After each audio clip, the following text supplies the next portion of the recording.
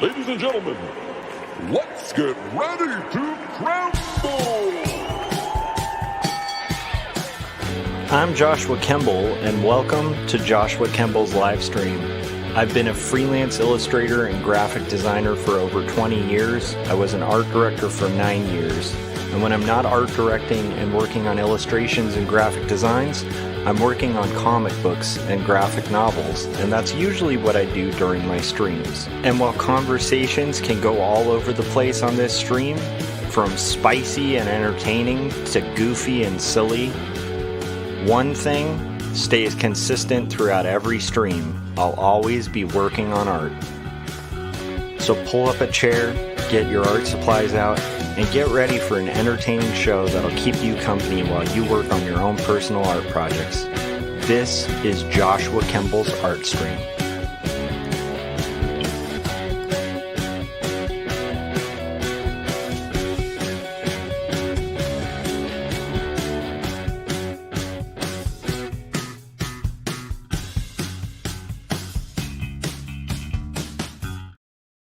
All right, welcome to my live stream. I'm Joshua Kemble, and I will be working on coloring the rest of page 96 for Not Death But Love, The Strange Supernatural Story of Elizabeth Barrett Browning. I got a lot done the other day and actually ended up listening to the Making Comics podcast instead of live streaming. And it was pretty fun. It's a pretty good end of year wrap up that they did where Gary Hodges was on there kind of sharing with the Making Comics guys the best books of the year. And actually he had finally checked out a book that I've been recommending for years now, I think, to him, Berlin, and he I think saw why I thought it would be perfect for him to check out. And if you guys haven't read that book, you should. It's by Jason Lutz. It's a really good graphic novel, but it also has a lot of narrative similarities to the way that Gary Hodges writes. So anyhow, I'm going to be working on comics today. That's what we're going to be working on. And aside from that, I might show you something I did with my guitar. I have a Squire 2. This is like one of my older, like my first real electric guitar. And I've been trying to get it in working condition for a while. And I finally fixed the last issue with it. So it needed new pickups, new electronics. I had to replace the, I'm forgetting what they're called, but on the bridge, the saddles were like really old, and so I had to replace them with stainless steel saddles. And then I installed like rolling like trim, whatever those are called, like at the top. And finally, the last part, I had ordered some replacement tuning pegs, because the tuning pegs were, I mean, this is like a 30 to 40-year-old guitar at this point, because I think they came out in like 1989, and I bought it used when I was like 16. So like in 96, I bought a guitar from 1989 that was like a really weird Stratocaster. I'll show it in a second. But anyhow, so the thing's been covered in stickers. It's seen like a million live shows that I played in my teens to my 20s to even my 30s. And it just kind of had died. But I love this guitar, and it's never going to be a great guitar, but I wanted it to be a working machine that I could actually use again. And I finally got it there. By giving it some like old school kind of like Kluson style tuners that it ended up fitting. The previous tuners that I had ordered didn't fit the headstock, and so they were like too wide to fit in there. So there was like this gap, like a 1/8 of an inch gap of air between the tuners and the headstock of the guitar, that were causing just tuning to just go in and out real quick. So I'll show that in a second, but for now, what we're going to do is just work on comics. So obviously this isn't a guitar channel yet, but but yeah, so what we're going to do is just continue. I'll show you guys what I got accomplished in the last day. And again, I'm going to try to kind of continue with my goal of live streaming more often. The nice thing is I'm on Christmas break from where I work. At some point, I'll be going back to where I work, and when that happens, then obviously these streams will probably happen around 5 or something like that. But while I'm able, I'm going to do these during the day. So let's get into it, and let's take a look at the page that I'm working on. If you're new to this stream, this is my really cheap Wacom tablet that I use. Whew. Drop my phone there. Um, this is the cheap Wacom tablet that I use. You can get these for like $40 now, which is kind of insane. They used to be kind of pricey. No screen, nothing fancy. And then up here is my lovely face. And then right over here, you'll see the page that I'm working on. So what we ended up finishing, off stream was shading the rest of the pages. So we got the shading in.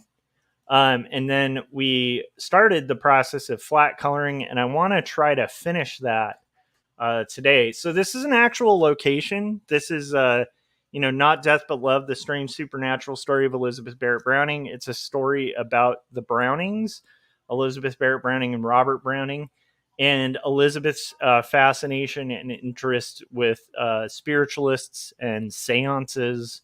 And it's full of a lot of intrigue and mystery. But at this point, they're actually eating with their maid Wilson, serving them a light snack, and they're eating on their patio with their kid. So at this point, what I need to do is just finish the patio sequence, which shouldn't be too insane, but might be slightly tough. So what we're going to do is go ahead and finish our flats. I'll probably turn the shading layer off so that I can better see what I'm doing. And I have this kind of so these colors are actually pulled directly from um, the actual location, which we have a picture of because this place actually existed. And then we're gonna go from that to kind of inserting the colors and finishing this sucker up. So that's the goal today. That's what we're gonna be working on. Again, like this is a working on comics stream, so I hope you guys get a lot done while we're working on this too, and hopefully you guys are working on comics as well. And hopefully we can finish coloring this page in no time. That's kind of the hope. So if you guys are tuning in, I'd love to hear what you're working on, and hopefully we can get a good start on what will be the new year. I think this is the last day of the year, and I have this policy for myself. I encourage people to do it if they're writing. It's not a unique idea. I got the idea from the book The War of Art by Stephen Pressfield, which has been very influential to me and my output as an artist for years, where Pressfield asserts the idea that you kind of don't get to call yourself a writer unless you wrote. So, one of the ways you can kind of motivate yourself to write is you really don't earn the right to call yourself a writer unless you're writing on a daily basis and you're showing up and doing the work. So if you do show up and do the work, then congratulations, you're a writer. If you don't, you're not a writer for that day. And I try to put that into policy as well. So today I'm going to earn my right to call myself a cartoonist, and it's the last day of the year. So what a great way to end the year is ending the year as a cartoonist, just like we started it last year. And Christopher said, I agree with that. Yeah, I agree with it too. I think it's a practice. Writing is a practice. It's not it's not like a title. It's a practice. So if you're practicing, then guess what? You're a writer. If you're not practicing, then, you used to be a writer. That's basically how it goes. And that's how I'm trying to kind of view it with comics too, especially because this thing's due on a deadline for Turner Publishing toward the end of this year. So let's all be cartoonists or artists or whatever you want to call yourself for the next year. Work on that today, and we'll probably be streaming for an hour or so, maybe 2 hours. Who knows? Luckily, I actually got most of the figures flatted, so now it's all the boring flatting of a crazy cityscape. But that also should be relatively exciting. So right now what I'm doing is deselecting everything that I want to have this kind of shell pink. And then we're going to kind of work from there. I need to kind of keep track of what I'm working on here so that I can, not deselect the wrong thing. And we'll work from there. Christopher Runciman said, Happy New Year's Eve, Joshua. Happy New Year's Eve, Christopher. How's it going, man? I know I've been out of the streaming game for a little bit, so it's nice to come back and see everybody in the crew. If you guys haven't yet, you should check out Christopher Runciman's amazing live stream where he works on basically a one-page comic every single day. And it's kind of insane. And he'll do it based on the prompts of people in the chat. So if you're in the chat during one of Christopher's streams and you throw out a crazy idea that he should do for his one-page comic, quite often Christopher will do it. And if you think like, oh, I'll throw out like something to stump him, like horses, like most artists kind of have difficulty with the anatomy of horses. And you're like, hey, I want you to draw horses in a coliseum full of people. And you just throw out everything, like you're like with, flying cars, and you throw out like this crazy prompt. And quite often, more often than not, Christopher will lean into it and do exactly that. And it's an amazing stream, and it's very inspiring. So I encourage people to subscribe to that. So I do want to show the little thing I did with my guitar yesterday too, because again, installing those new tuning pegs seems to have done the trick. Again, it's nothing to write home about. Like, I own some guitars that are incredible guitars that were very expensive, and for a reason, right? Like, they play like, your fingers glide across the fretboard like butter. They're amazing. But I still have a real soft spot for this old Squire, and I've been wanting to get it up in working condition because this was the first like real guitar I ever had. And again, it's not a great guitar, but it was the best guitar on the universe to me.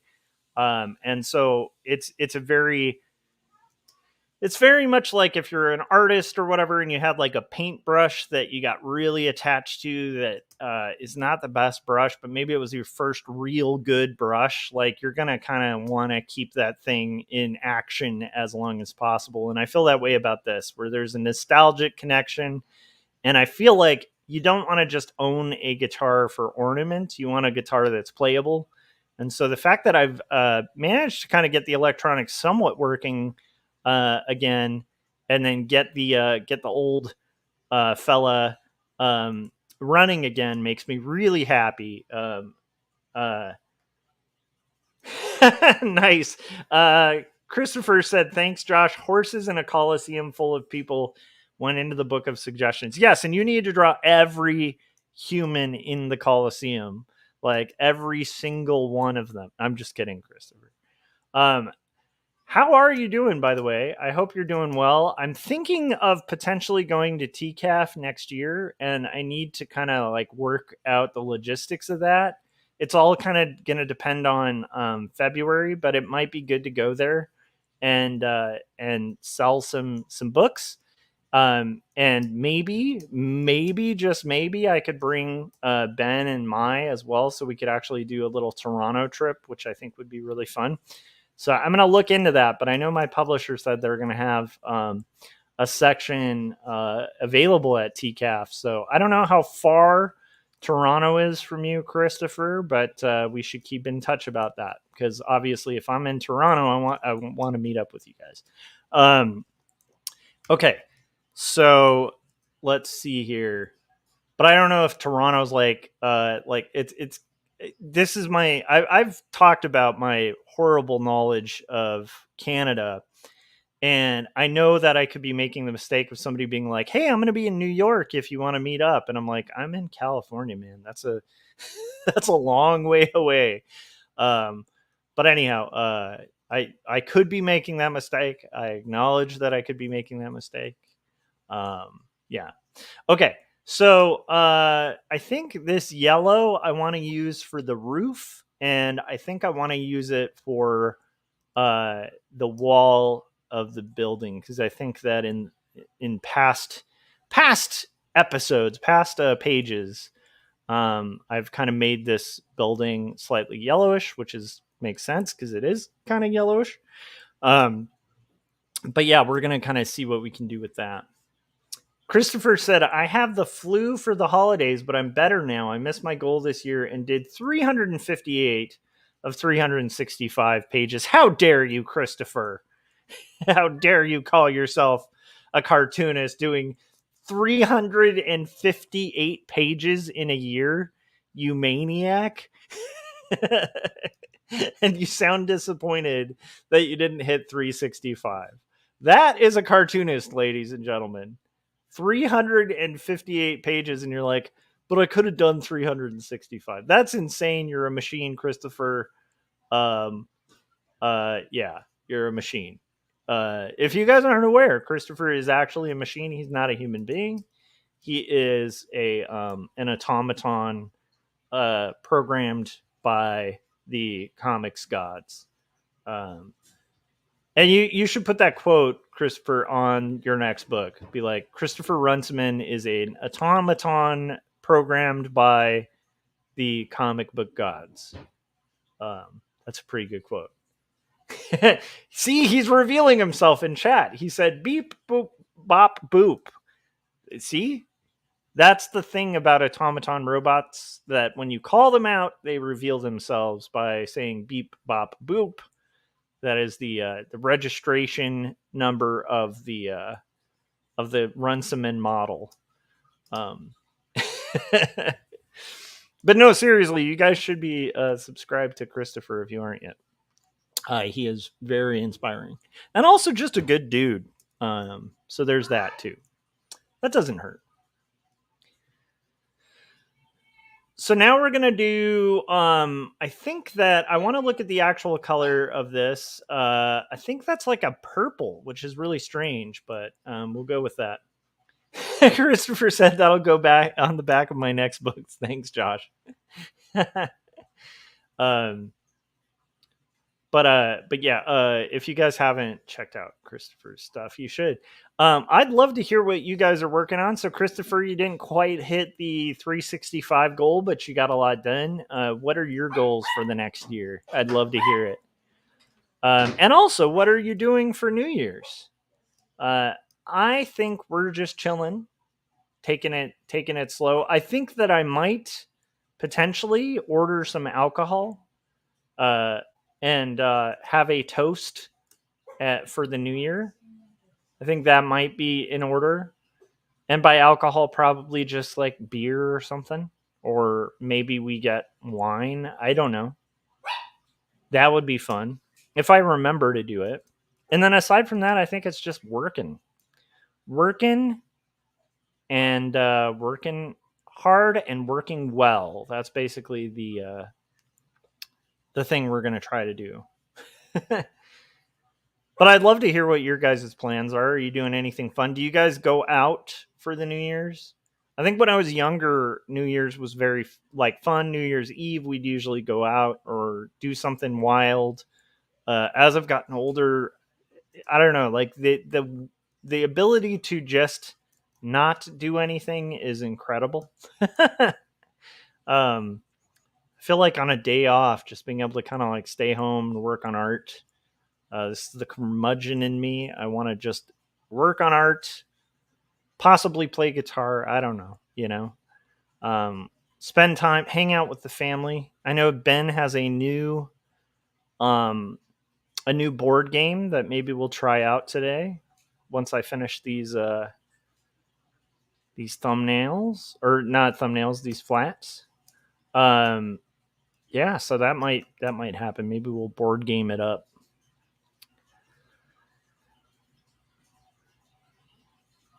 Okay, so this is the fun of flatting, though. Flat coloring is interesting and kind of tedious, long process with the style that I'm working in, but it will be worth it. It will be worth it. That's what I tell myself, to kind of keep going on this.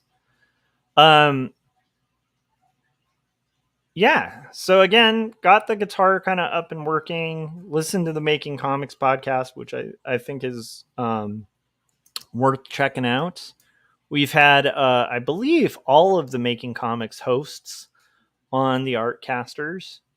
And people who like Artcasters would probably like Making Comics because they get into a lot of um, technical techniques and ideas for making comics, which is kind of awesome. Something else I really need to do in the next few days is start my pitch pages. I have a project that I'm working on um, with Bill Myers, the writer, and I'm really excited about it. And we need to put together a pitch, and I have to do that while I have days off because otherwise, that is never going to happen. Um, and I think that honestly, the likelihood of us being able to pick up a pretty decent advance on it is pretty high because it's an incredible book. Bill's a very seasoned writer who's had a million publishers, and he has sold over 2 million books. And so I think that with him and my powers combined, maybe we can fetch something interesting. And most importantly, I really like the story, and I think we could make a really special book.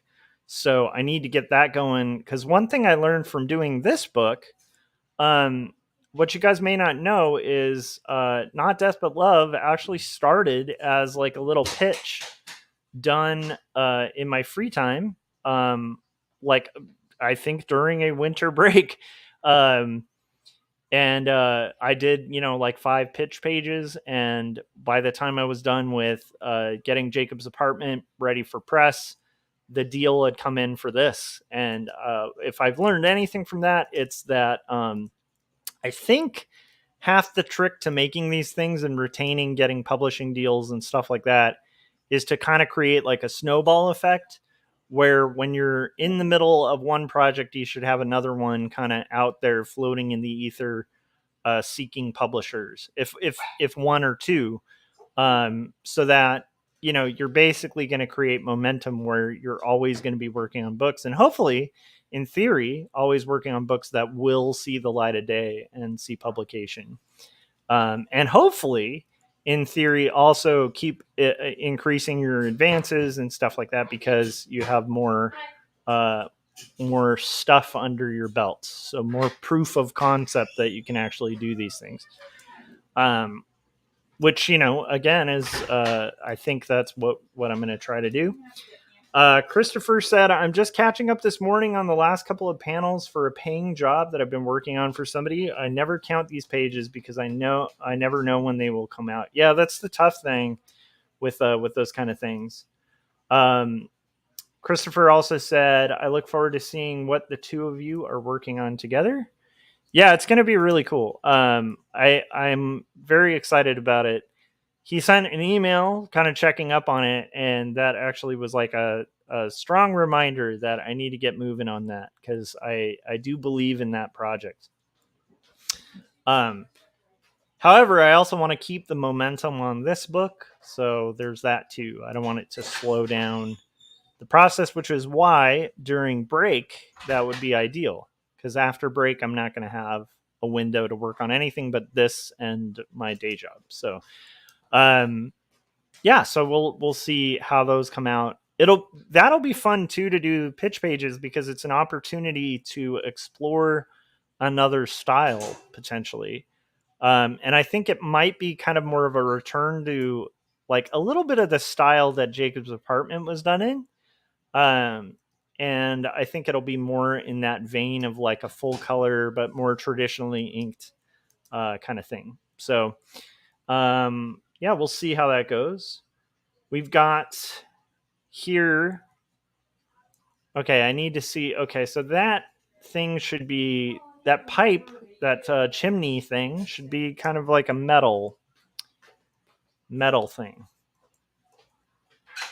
So what do we want to use for the metal? I think that kind of works pretty well for the metal thingamabopper. That's the official term for that, is a metal thingamabopper.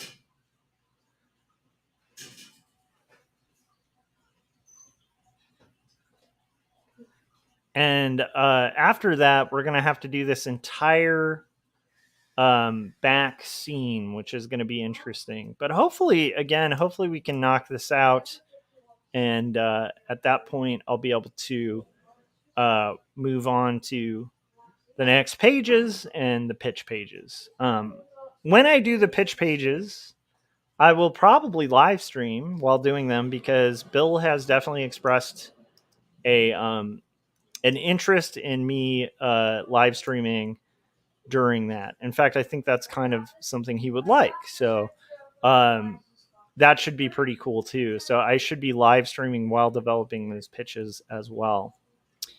Let's see. I want to do this, but I don't want to select all of them. So I'm going to do turn continuous off, because I noticed that I didn't deselect the right spot. There's a spot I should be deselecting here. And that spot is right here.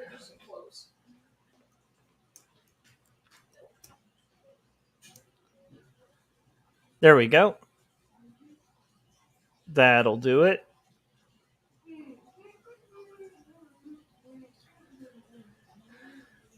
So yeah, so it's going to be an interesting day. I think my wife is going to be potentially cleaning our giant fish tanks.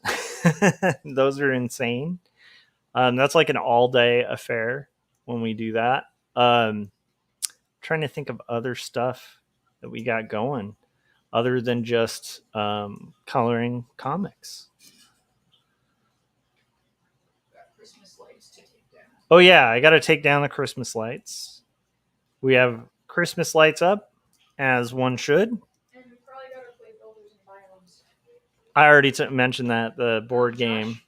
That's May's special mug. So I know. I told her that I created pandemonium by accidentally picking her special mug. My sister-in-law, who lives with us, has a special mug, and I blindly was grabbing for a mug for a second cup of coffee, and I accidentally grabbed it. And I don't know if I'll be forgiven for that. Okay, so we have now, just to do the windows. I think with the window, I'm going to do kind of a standard comic book trick of using like a kind of bluish tone. Christopher said, our kids do a board game swap for Christmas. That's awesome. How does that work? Is a board game swap just trading board games that you already have? That's kind of a cool idea. I like that too, because what's, like if that is the case, that's kind of cool in the sense of it's like making something old new for someone. Because like what's new to, like what's old to somebody, like, oh, we played this board game a million times, could be an entirely new experience for somebody else. I think that's one of the reasons I like looking at, I mentioned this yesterday, but I'm obsessed with looking at the Goodwill's website. There's something in my personality that takes a lot of joy out of something kind of like old and forgotten about, having a second life.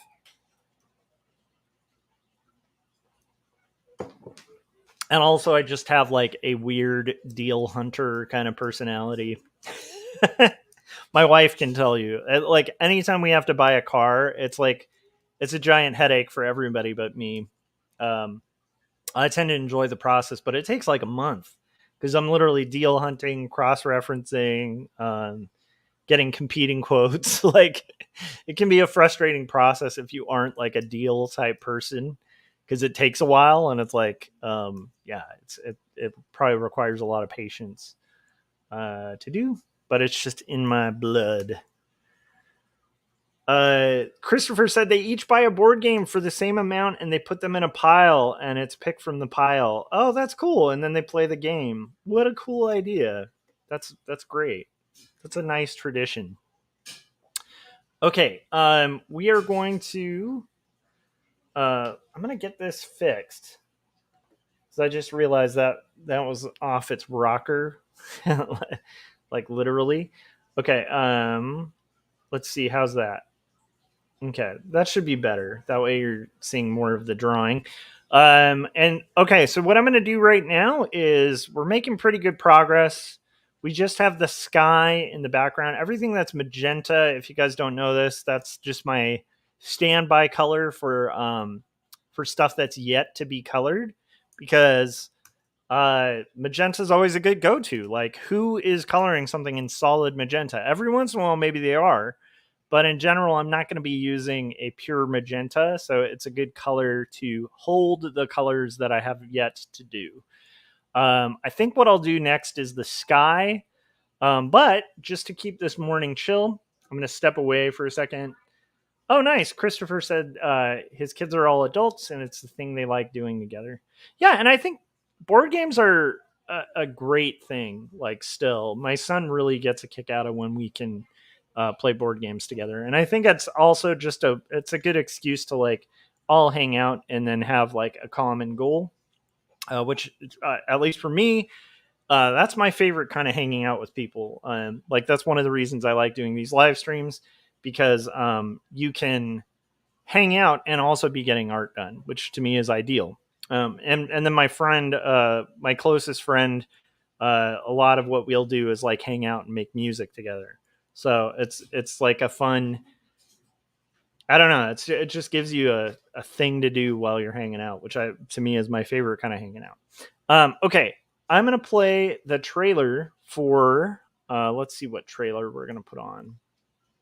I think last stream we gave some airtime to Frank's amazing trailer. I think that in honor of Jim Lujan. Oh, that's crazy. One of Jim's trailers went missing. Oh, no. Okay, we got it. Okay, cool. So let's play an oldie but goodie by Jim Lujan, Wordzoid. And in honor of his pending amazing movie, The Full Fungus. If you guys aren't subscribed to Jim Lujan Animation on YouTube, you should. And here is his trailer, and I'll be right back. Well, Peter, since I'm such a big music fan, I'm gonna have to go with Karen Carpenter. Oh, Stu, I'm sorry. That's the incorrect answer. Trish, what you got for us? I'm gonna go with Kim Gordon. All right, let's check that answer. Kim Gordon. Do we have a Kim Gordon? Yes, and that means you're our new Wordzoid champion, Trish. Dale, tell Trish what she's won. Trish, you've won a copy of 2 stories, a memoir of faith and mental illness. Handwritten, hand-drawn, and handed to you by artist and writer Joshua Kemble. But wait, that's not all. You've also won a copy of Jacob's Apartment, the story of a doomed romance. What happens when you take eternal sunshine out of the spotless mind and put it in a blender with Ghost World? You get Jacob's Apartment, written and illustrated by Joshua Kemble. Trish, thank you for playing Wordzoid. All right, great job, Trish. I was told I was gonna get a lifetime supply of paper towels. I still think that's amazing. That was one of the most flattering things in the world, to have Jim Lujan custom make you a cartoon. Is a pretty amazing feeling I never thought I would experience, which is kind of cool. I've done some voices for him and stuff like that, but I am, hopefully Jim's not listening, because this is too nice what I'm gonna say. And we will razz each other and stuff like that. But I think that Jim is a genius. And I think that his his cartoons have been very successful and stuff like that, but I feel like he's that like one of those underappreciated animators that's just gonna explode someday. Like he's already pretty well known and had a pretty good career and stuff like that. But I feel like he's like one of those under the radar animators. And so to have somebody who you literally think is an actual genius make you something cool. Not only that, just to be able to be friends with the guy and stuff, but also just to have that experience was really, really quite, again, like quite a kick. Christopher said pressing record. I don't know what that means.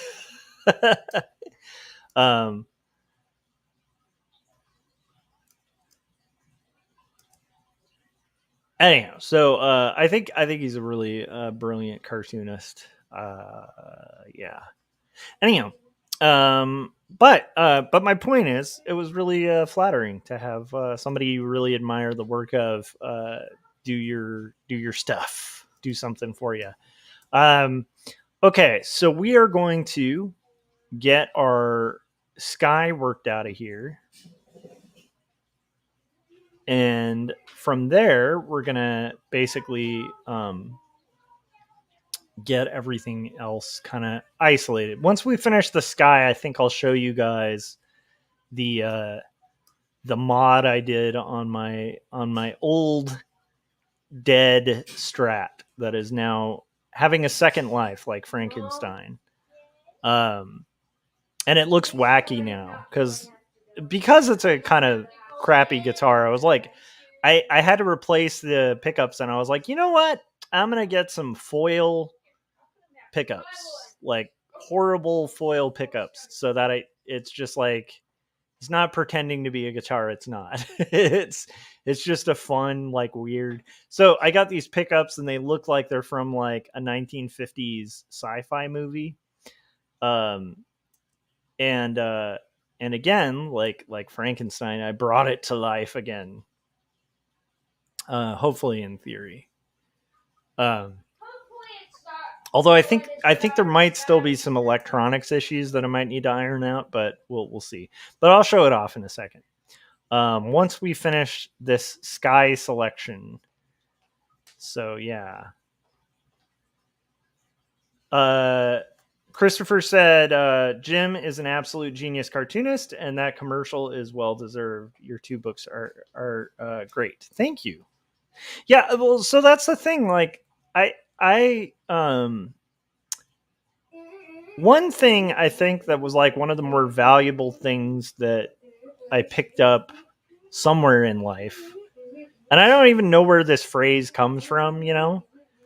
But it's like a truism when you start getting into like leadership and all that kind of stuff. It's like you learn that sometimes you don't want to be like in life. If you catch yourself being the smartest guy in the room all the time, you need to find a new room. Like you never want to be the smartest person in the room. And I think that goes for artists too. Like you need to surround your, like to me, being able to hang out with like Scott and Corey and my friend Josh, who's like a really good musician, and Jim and like Christopher and like this crew of people is these are artists that I admire. Like I would check out their art anyway. And the fact that I'm able to hang out with them and we're able to like inspire each other to try to make better work is, I think, really like it's almost essential for artists. I think. I think that a lot of the time artists can catch themselves in a rut where they hang out with maybe other artists where they just feel really awesome around those artists. Like they're just like, yeah, I'm the best. And maybe it's true. Maybe they are the best artist in their friend group. And in that case, I would say it's not bad to have friends that aren't as good as you at certain things. But I would say try to surround yourself with people who are way better than you. And maybe they're not better than you at art, but maybe they're better than you at philosophy, or preferably they're better than you at art if you're going to be an artist. Because it's it's an inspiring thing to be surrounded by people that you admire that have strengths that you don't have, and it's contagious. So there's that too, because I think a lot of the time, I have had times in my life, especially my early 20s, where I had friends who were artists, but we were all artists that didn't really do anything. I don't know if that makes sense. Like, we just considered ourselves artists.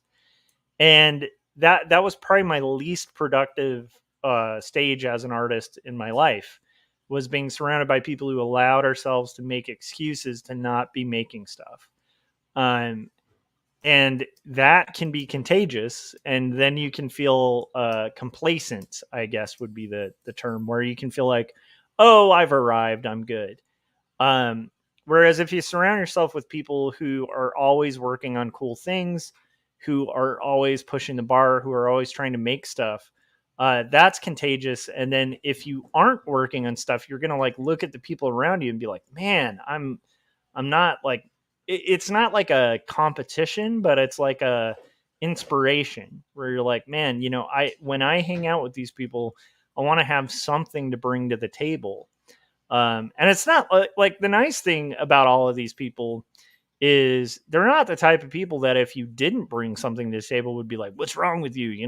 They're genuine friends, but it's like, it just makes you want to rise to a better, to become a better person. So it's kind of like if you were a runner or something and you're hanging out with people who don't run, then you're going to feel like you're really fast and efficient.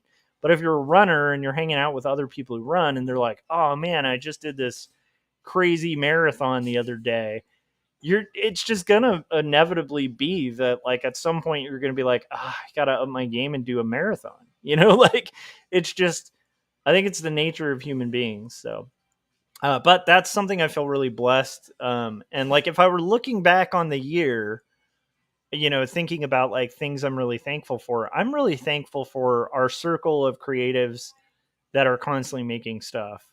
I think it's really inspiring. I like being able to like go on YouTube or whatever and see, oh, Gaz is working on this cool thing, or, Scott or Corey or like Christopher, or Philip, like they're working on these really cool things.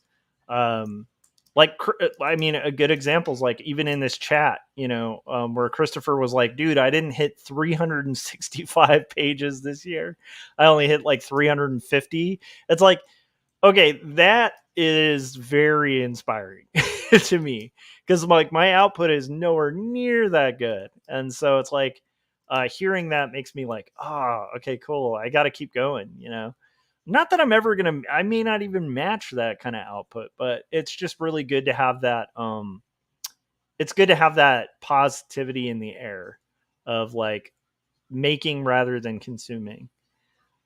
It's kind of like the inverse of what happens to people when they start getting stuck in a neighborhood. And you'll see, it's funny. I've been watching these like true crime shows with my wife and sister, and it's like, you'll see a lot of the time, like these people who get like stuck in like a suburb, and they start just looking at like material things as like the only thing. They'll be like, oh, like I saw one where like a neighbor got like jealous of his neighbor's possessions, and so he murdered his neighbor in like a like, it's like, it's real. It's like a lot of people, when they get in the consumption thing and all your friends, all they're doing is like consuming stuff, then you end up in that like typical like 1950s kind of like suburban, like, well, Bob just redid his lawn and my lawn doesn't look that good. And so then you're like competing on like how much resources you can spend. So there's that as a possibility as a human, because we're impressionable. We get influenced by the people around us, whether we like to admit it or not. And so I think, like, again, surround yourself with people who are making stuff, because that's really fun. Like, I got a call from my buddy Chris Cawagua, right? And he and his wife are brand new homeowners. And like, first off, like, I now have a script that I need to review because he's working on his comics again, which is really cool. So I get to read his script, right? But not only that, like, when he was like, spicing up his house, like they're fixing things up in their house and stuff like that, he had to replace a door, and he's like, you know what, I'm gonna make this a revolving bookshelf door.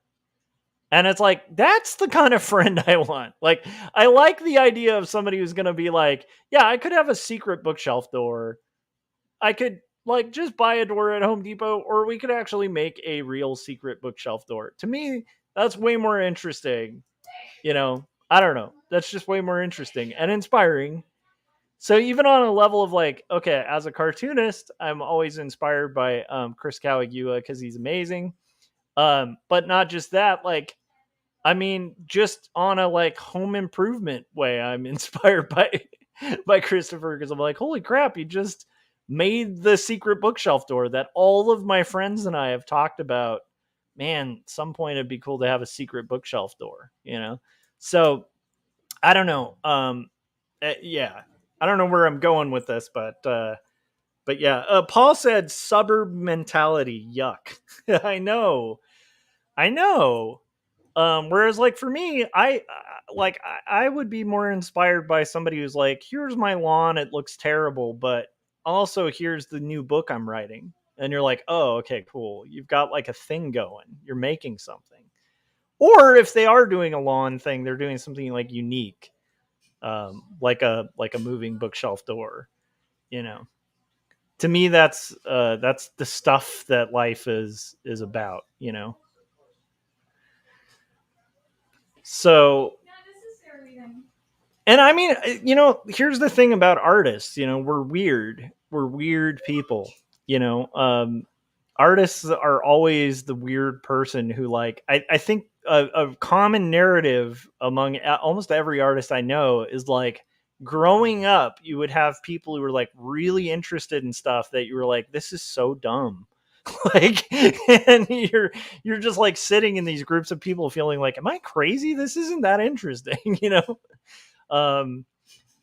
Like, I've heard it, like girls who are like super obsessed with makeup and like appearances, and like it's this whole thing. And like most artists I know that are girls were just like, I don't give a crap about any of that. Like, what about making stuff or like makeup to look like Twi'leks? Yeah, And like, yeah, it's like, makes me look like Jabba the Hutt. I think I don't know. I just think like most artists that I know aren't like daydreaming about like Sephora gift cards. That makes me think of that one picture where there's like this whole classroom full of princesses, and in one of them the little girl's wearing Batman. Yeah, exactly. So I don't know if you guys could hear that, but like my wife was saying, there's like a comic where it's like a bunch of girls that are like dressed as like princesses, and then there's one kid in the classroom dressed as Batman. It's like, that is the artist in the class. Like that's what I'm saying. And I think like we should embrace that as artists, and surround yourself with people who aren't those like normal. Yeah, it's okay to have like normal friends, and maybe it's financially more stable to have normal friends, because heck, I mean, a lot of those are the people who are going to have their 401k and everything's like ticked off the list. But I like the idea that I'm going to become an old person and all the people I know are weird eccentrics. I love that. I don't want to be surrounded by like just boring, I don't know, average, like consume people, And again, I really enjoy buying guitars, but I don't want to like, I don't want to be the person who's just buying guitars and like hanging them on a shelf. Like I want to actually be a person playing the guitar, I don't know if that makes sense. It's just a weird thing. Yeah, Christopher said, it's important to remember that we all have different situations, though. I'm full-time in studio where you've been an art director and teacher, as well as a year plus have done all the pages you've done. Christopher said, artists are also not able, or are also able to immediately have mustaches by putting their fingers across the bottom of their noses. That's true. Beat that, normies. And then Christopher said, Paul, let's things beep in his house because he is drawing. For me, boring is a mortal sin. I agree. I have I don't know if this makes sense, but like my whole life, I have always been confused by boredom. I don't think I've had a time in my life, even as a teenager, I don't think I ever had a time in my life where I was like, "Ugh, I'm bored." You know, because if you're bored, you got to make something. Like that's like the sign, you know, that like boredom's beautiful. Yeah. There's that song that says if you're bored, then you're boring. I think that's a good line. What was that? Harvey Danger or something? It's a great song, by the way. I love that song.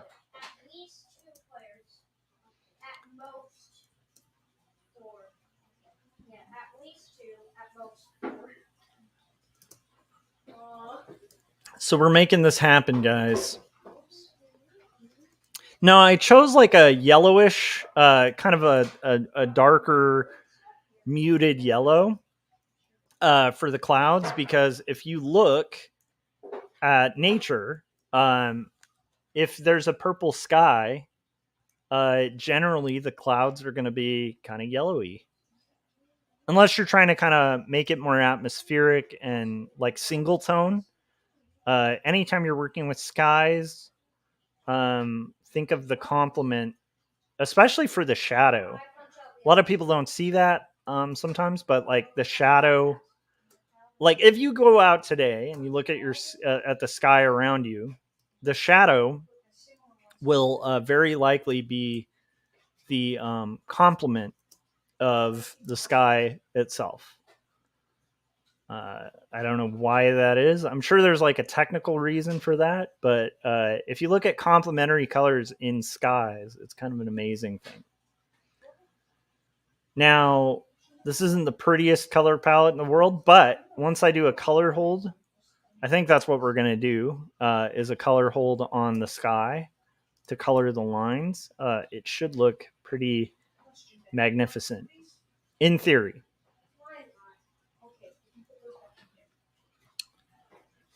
But I am excited about finishing up these this section, because then we can play some board games at the house, which I'm very excited about. Okay, let's get this going.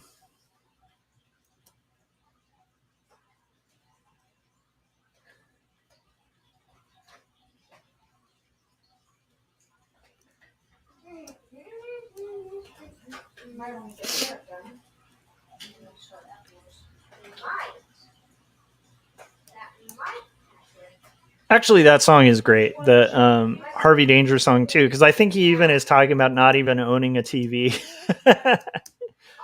which I like that. Okay.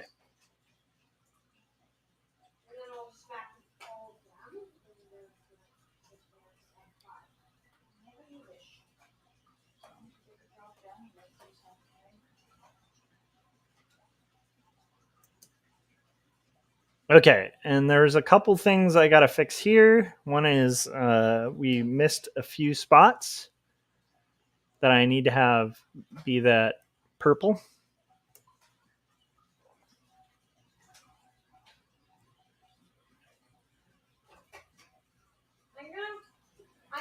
And there we go.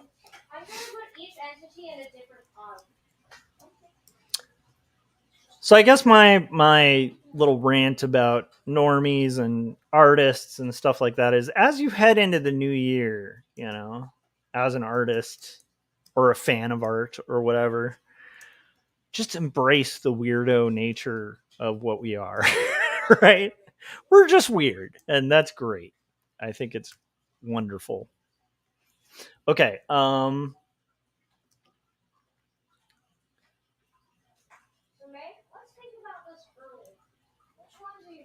there's a Almost Famous. I've quoted this before, but it's one of my favorite quotes, where it says the only true currency in this world is what's exchanged between two people who are uncool. I think that is totally true. 100%. We're not cool. And I like that I'm probably saying this, and meanwhile people are like, wait a minute, dude, I'm cool. What are you talking about? Like, I actually am the only uncool artist. Okay, what do we got here? Okay. So we've got some interesting flat colors going on. Christopher said, my mom thinks I'm cool. That's right. But yeah, like, I don't know. It's just, it's interesting to me. I've noticed this too, living, because I live in a suburb, you know, and so I'll notice like what people, you know, do with their time.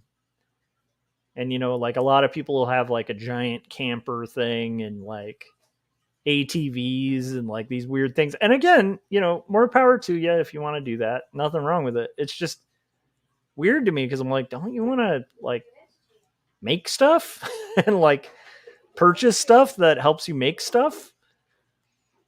Like, to me, I like buying things that let me make stuff, you know? I don't know. It's just a weird thing. It's just a different mindset of making sweet art. Okay. So, let's see here.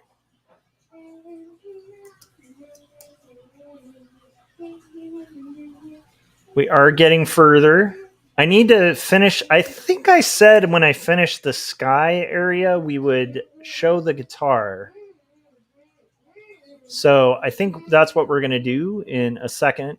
Once I've deselected this this kind of purple mountain majesty that's going on in the background here. Let's see here.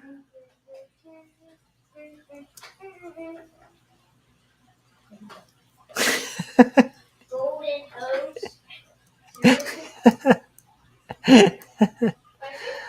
Oh, that's too funny. Paul said, I think you're cool, Christopher. Kiss of death. And then Christopher says, I think you're cool too, Paul. Kiss of duck. You guys, there's kisses of death. There's kisses of ducks. There's a lot of smooching going on in the chats. A lot of smooches. All right. What we're going to do, we're almost at the hour mark. We're getting closer to done with this this shading stuff. I think there is one thing I want to do real quick before we get into showing off guitar territory. Because I do want to show it. Again, there's like maybe 3 people who will care. But I want to show it. So I'm going to show the cool fix I did on my old guitar, getting it back into running condition. And I'm going to do that in a second after I deselect some of this more green kind of turf here. Also realize I missed a spot, so we're going to go ahead and correct that. Edit, fill.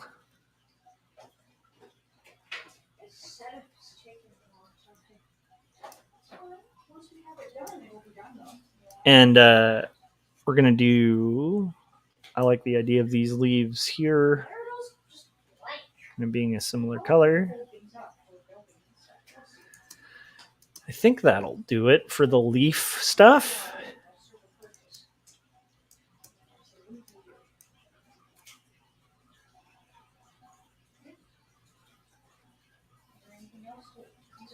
And I think we're good. Good. Okay. What I'm going to do right now is I'm going to save the rest. Oh, let's correct this too. Let's correct this one spot. And then I'm going to go ahead and do this, save, and then we'll take a real quick commercial break, and then I will show off my guitar for a second, and then we'll finish up this landscape and color hold the background so it looks nice. But for now, what we're going to do is our typical trick of whatever I don't have colored, we're going to fill with magenta. And as you can see, we are slowly but surely getting there with the page. It is coming to fruition. Okay. Christopher said, does it have a bar that whammies? And yes, it does, because this is a Strat. So now when I was in bands and stuff, I'd never hook up the whammy bar, but now I got a whammy bar for it and everything. So yes, it does. But I just want to show it. I don't know. I might play it for 2 seconds. But okay, so that'll be coming. Right now we're going to watch another trailer. Since we have so much action in the chats from Christopher Runciman, we'll play Christopher Runciman's trailer that he so kindly provided. Here it is. Hi, my name's Chris and I like comics. I want to talk about this comic for a second here. I just got this in. I ordered it direct from my local comic shop through Diamond Distributing. It's Joshua Kemble's Jacob's Apartment. I really enjoyed this book. There's all kinds of comics out there, let's be honest. There's fun comics, there's superhero comics, there's young adult comics, there's adventure comics for kids. There's so many different things under the planet. But there's also an entire subgenre of alternative books. Real life, real world depictions in comic book form. Situations that happen to each and every one of us. And this is a fine example of that. If you get a chance, order this book from your local comic shop. You won't be disappointed. I can't sing its praises high enough.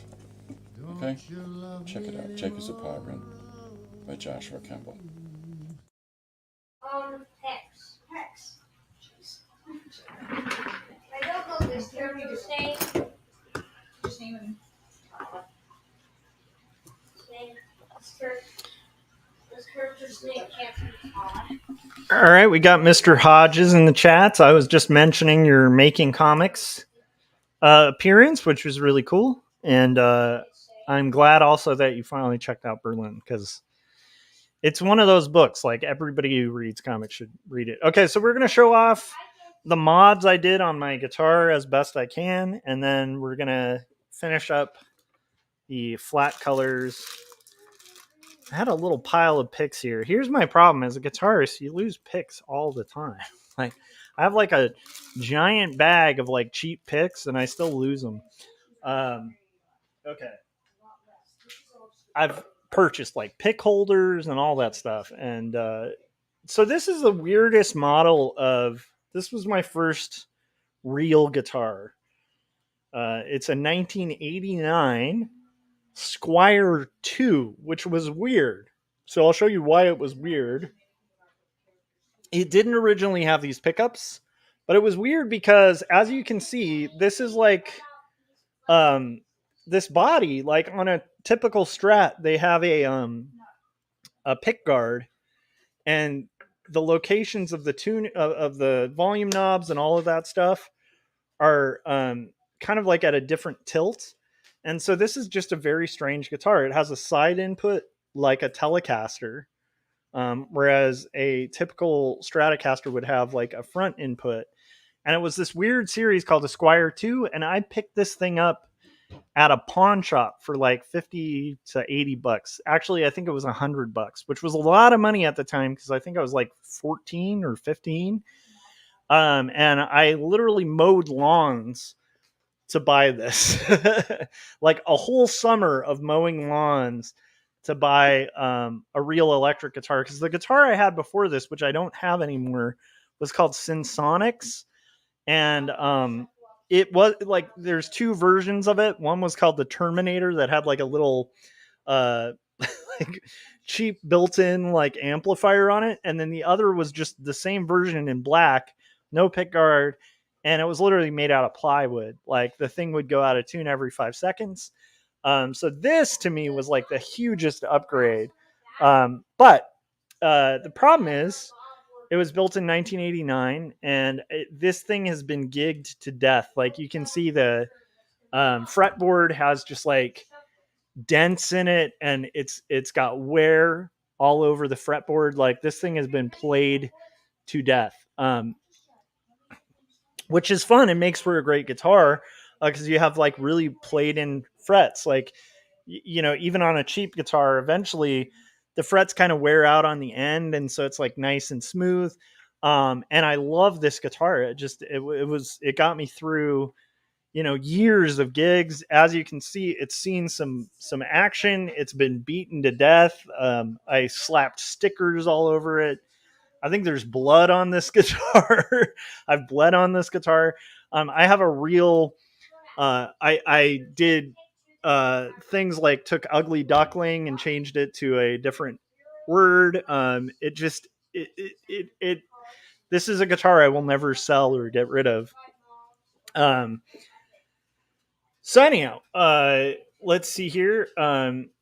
Paul said, yes, good episode, Gary. Berlin's added to my list. It sounds like it might be prescient for today. It's too prescient for today. it's a little scary. Let's see here. Let's see if I can get it plugged in and tuned up, and I'll play a little bit just to show that it's working. This wasn't working for a long time. Again, this thing has seen a lot of action. Like this thing has been beaten to death. And so I had everything fixed to where I ordered, like I said, if I'm going to fix this thing up, I'm going to do it with terrible, weird science fiction style pickups. So I got these amazing foil pickups from Guitar Fetish. I installed those. I fixed the electronics and the wiring so that there's a split coil, which I don't think works with this humbucker, but it's still nice to have that as an option since these are easy to swap out pickups. So if I ever got a humbucker in there that could split, that would be good. And then I ordered a whammy bar, which I never used when I was in it. A lot of Strat players in the genre that I like will just hit this to get. You don't have to have a whammy. You can just kind of wiggle it. But I was like, I don't have a guitar with. I usually play like Tele fixed bridge guitars. So I thought it'll be fun to have the little wiggle stick. Let's see here.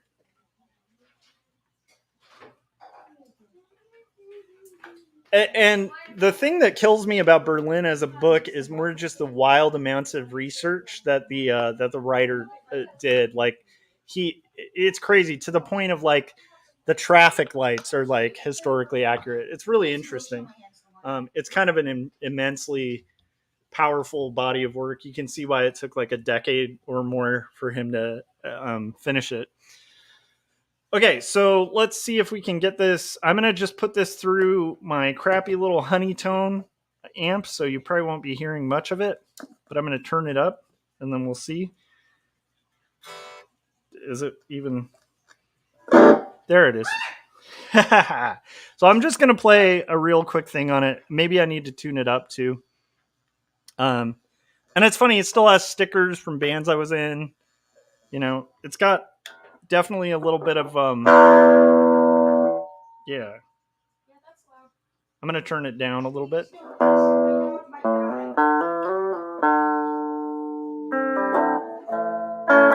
I have to tune this up though. So let me get it tuned and I'll just show it real quick. Yep. Don't forget scotch, okay? I know. So this is the humbucker. That's like and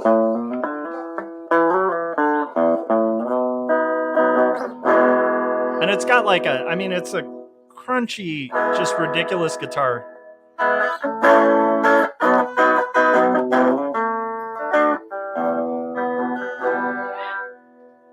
And then it's got just cleans, How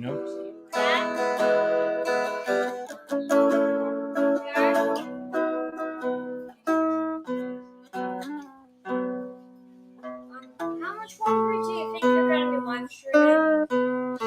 maybe like 10 minutes or whatever. I just have to finish if you look at the stuff that's magenta, that's the stuff I still have to color. So everything and then pink. when you're done with that, are you going to stop live streaming? Yep. And we're going to be playing our game, which I'm very excited about. Okay. Yeah. So they set it up already. yeah. So they have the game set up, which is cool. Yeah. If you want to do it, pick one of these two characters. You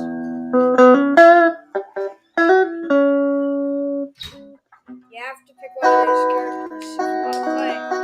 You gotta pick one of these characters if you want to play.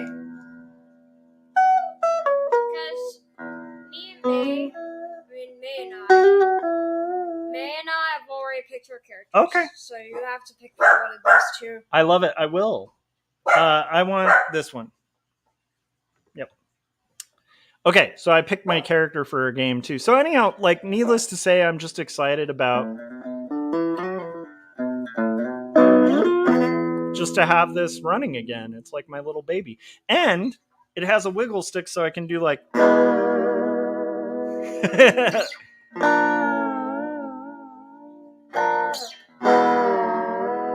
and it'll go out of tune, at some point. But just to have this back in working order with the locking strap. Don't forget this piece. I won't forget this piece. It's going to be important later. I'm gonna put it right. I'm gonna put this piece right here. I'm gonna put my little piece. Anyhow, so I like it. It's like a crappy guitar.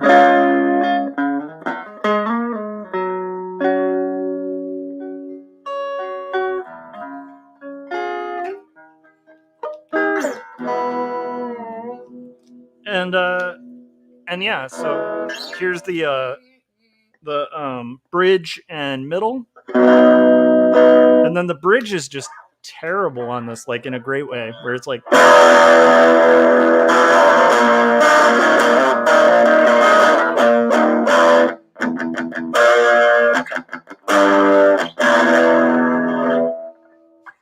anyhow. So yeah, I don't know. I thought I'd show just the fact that I got this thing back in working order. I was glad it gets a tone that I'm going to use on other stuff,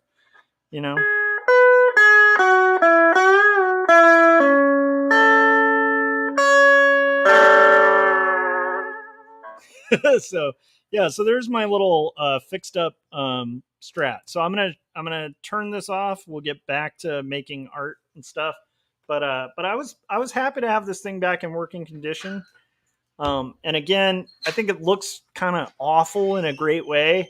And getting these tuners fixed, where it's like these old school style tuners, they're a huge upgrade. They're like a Clusen style tuner. It's a huge upgrade from what it started as. If you look at like the stock models of these, they came with like plastic tuners that pretty much sucked. But yeah, so yeah. And then Christopher said he was waving back to my kid, which is kind of cool. So yeah, so I'm going to put this back, and then we're going to finish the colors so that I can get to working. But yeah, I'm glad to have this terrible guitar back in the arsenal. And again, I have like a lot of love and attachment to this. And honestly, the tuning stability is so much better with the stainless steel things here. That basically helped a lot with sustain and resonance and stuff like that. So yeah, so there's my weird sci-fi awful guitar, but I'm glad to have it back in the arsenal. And again, it's not going to be like the quality of like a American made Fender like my Tele or something, like my Gibson SG or anything. But that's kind of half the fun of having multiple guitars, is it's going to get that like cheap garagey kind of awesome sound. So anyhow, let me know if that was something that was interesting to you. And we're going to get back to comics. So, but I was really stoked about, Christopher was saying you always love your first guitar. Yeah. And I have like my first acoustic still too, which is like a crappy Jasmine. But I love it, and it's gotten better and better as age has gone into it, so it gets like a different tone than like the really high quality, the higher quality acoustics I got after that. There's just something about those first few guitars, But anyhow, so I was just glad to get it back in working order, because again, like about a year or so ago, that thing was just dead. It wasn't making any noise, and now it kind of sounds like a bad, pawn shop Strat, which is what it is. It's a pawn shop Strat, which I kind of like, and there's a certain tone to a pawn shop guitar that you might want for things, like more punkish type stuff.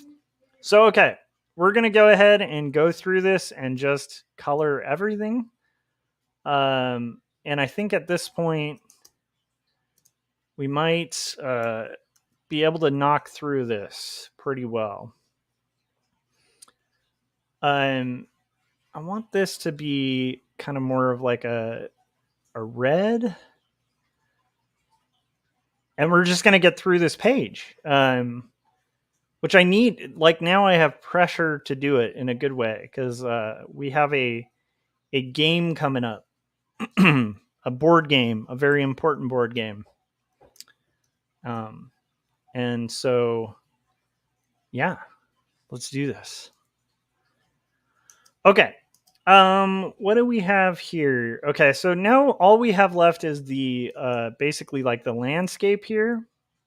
Maybe I'll do some more greens just to get all the foliage out of the way. And I think here maybe we'll do like a darker, deeper green for any of the foliage that I didn't get before, like here. And then we'll just go ahead and knock out the city and go from there.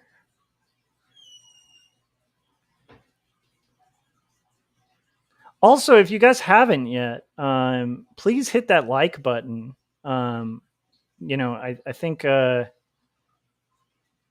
helps new people find the channel. It helps me, and it's a nice way to kind of, say thank you for providing the content and the hanging out and the company while you draw. So if you haven't yet, hit like. If you haven't subscribed, hit the bell so you get notifications when we're about to go live. And we're going to just continue to, if there's any foliage I missed. Now I want to do the color of the trees and the kind of background, but I think what we're going to do there is like, we're going to make it more atmospheric. So I'm going to make these trees kind of like a slight bit of green. Not even green, really. Let's see if we can get it.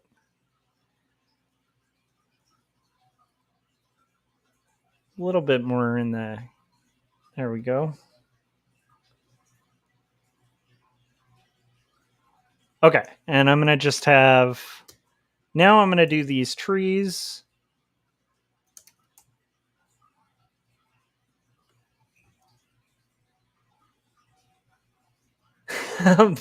Paul Pate said the guitar sounded cool. The Kiss of Death and Duck. Nice. Yeah, and I wasn't necessarily planning on showing that guitar, but that's something I worked on yesterday. And I was really proud because to put in the new tuners too, I had to drill new holes in the headstock, which is always a little nerve-wracking when you're dealing with your first baby.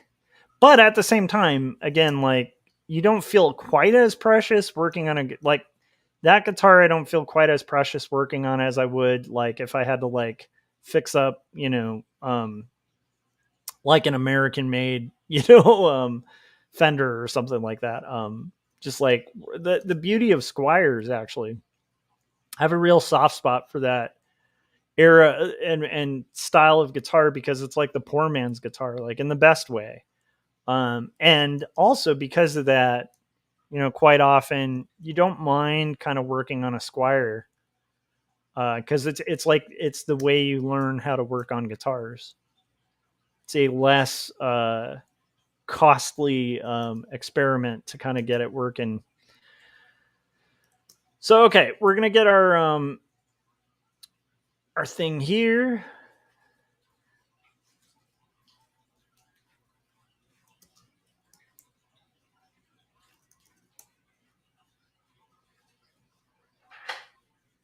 And we're just kind of getting these indications of trees sort of filled in.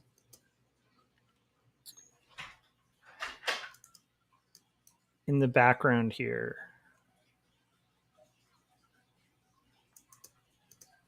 And then we'll probably have like one more tone of this like kind of bluish purpley sludge that I'm making. I want to go back to one of those colors before. So let's go to that deeper one. I think we had a deeper one.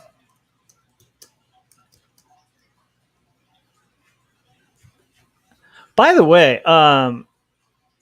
have you guys watched Hilda, the show on Netflix? It is so good. It's like it's an incredible show, and the third season finally came out. But my son really digs it, and it's like it's a graphic novel that's an all ages graphic novel, but the animation is so good. I think it's won some Annie Awards and stuff too. But it is such a good. It is just like it's its own show, like in the best of ways. Like I can't think of another series that's even remotely similar to it. But yeah, if you guys are fans of animation and good storytelling, I really recommend. And you have Netflix, check out Hilda. It was, I would say, probably like that third season definitely might be up there with like my favorite stuff for the year when it comes to like television content. So we watched that this week, and it was just, it's such an incredible, it's a good example of like really cool color palettes. Very, very much an animation that you can tell derives from a comic in like the best of ways. Yeah, just a really rich, rich character building and world building. It's just a great, great series. So if you guys haven't checked out Hilda, you should. Yeah, Christopher said the grandkids and him loved it. Yeah, I think it's just excellent, and it's great because it's good for kids. But I mean, there's real stakes in it. You know, there's definite like, you know, the stakes are high. It's not like a badly written kids book. Like it definitely has real stakes. And yeah, just like a rich, enjoyable, fun world. Yeah, I absolutely adore that show. Okay, we're gonna do one little tone of wood, and then we're gonna kind of move from there to the background here.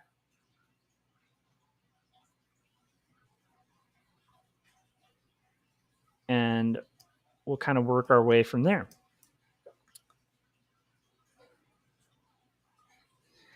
And now I just want to see a couple of the tones that are in the background. So it's mostly these blues and these yellows. So I want to find like the yellow. Let's see if we can make it a little richer. I don't know about that. Let's try this. Let's try our color sliders. Slightly richer, and then we'll do edit fill.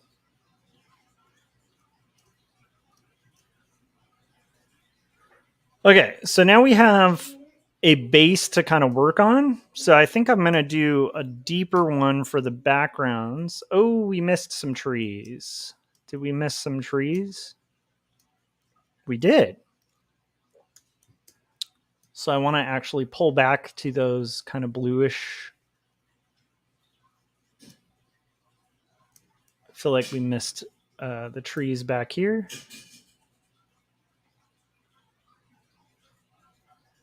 And actually, there's a couple things back here that I'd like to use. So I want to do that lighter one again.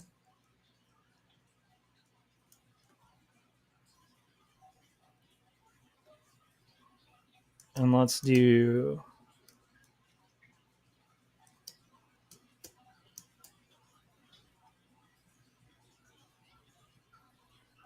And then there's a lighter, even lighter one that we have that I'd like to use for that little spat. Christopher said, have you watched Over the Garden Hedge yet? I have not. What is Over the Garden Hedge? Did you already tell me about this a while ago? Because it sounds kind of familiar, so I'm like, maybe you mentioned it to me before. Is this an animation? And is it awesome? I'm guessing it's awesome. Okay. Now we're going to do our fill. And I'm going to do like a darker version. You know what? We should start with the... No, we're going to start with the roof colors. Because I think that a lot of the roofs, they're on fire. But a lot of the roofs are...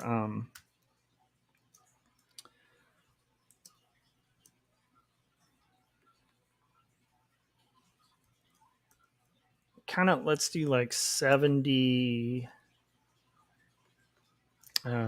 65 and then 25. Well, let's make this 75. I like that. Okay, I'm going to fill this. We're actually going to start with the roof color. Okay. So we're going to go in and deselect some roofs. And again, the whole of the background, I think we're going to color hold at the end, which is where you kind of like pick the different colors of line and you color the line. That's all color holding means, is like taking a black line and coloring it. Okay.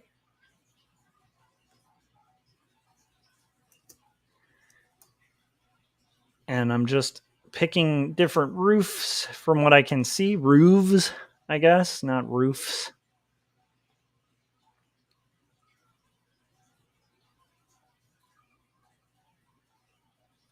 And we're just going to go through and kind of select those different roofs. Roofs is a hard word to say. Can you guys say that?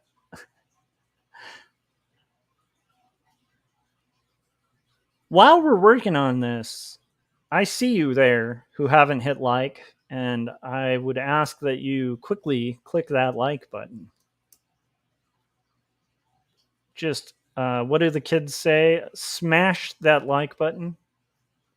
Wouldn't it be funny if somebody actually did just smash their like button and like break their keyboard and then sued the YouTuber who said to smash it? They're like, you told me to smash it. That led to damages. Okay. Oh, nice. Christopher said it's the same vibe. It's a copy of the. It's a version of the Divine Comedy for kids. Oh, that sounds amazing. Over the Garden Hedge. Yeah, I feel like, it's funny. I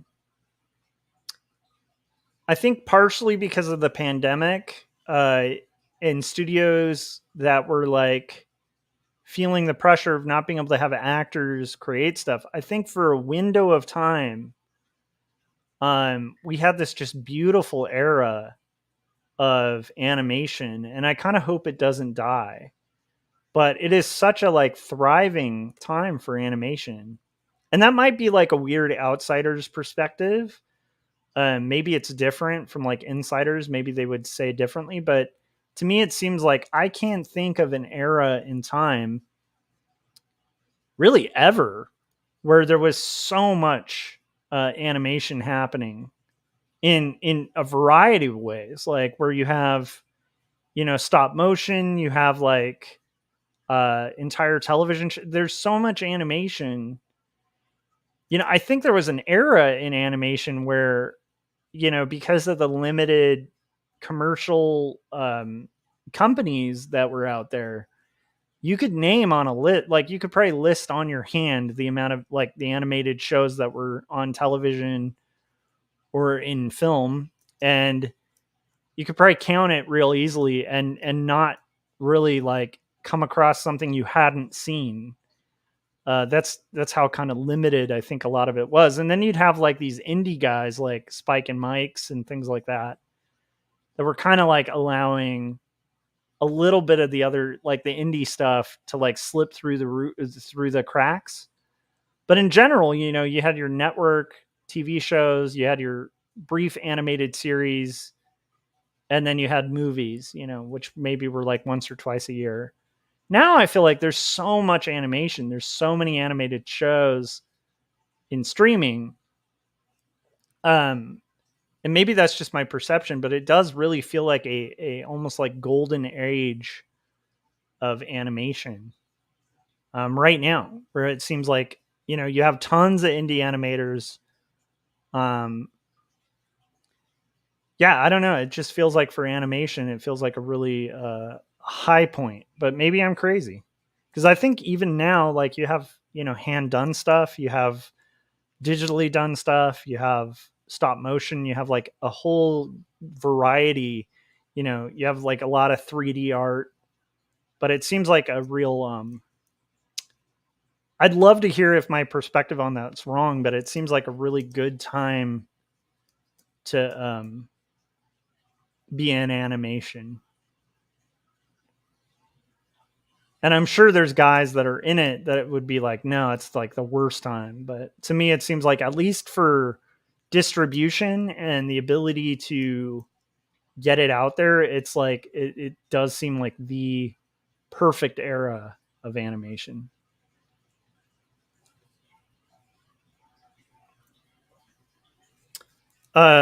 Christopher said, I'll show an art book of it on my next stream for you. That'd be cool, Christopher. When are you streaming next? Are you streaming today? I hope you're doing one. I'm going to be ramping pretty soon. So if you are streaming today, Christopher, let me know, because I can send folks your way. Because it's looking like it'll be another maybe 20-ish minutes to kind of finish this up. Yeah, Paul said, I agree, animation, TV, and even movies. Yeah, it just seems like a really good era of a lot of indies seeing the light of day that otherwise may not have ever been made, you know? And again, I understand, like, even now, there's still, like, the dominance of, like, existing properties and stuff like that kind of weigh down indies, but I feel like it's not as bad as it was.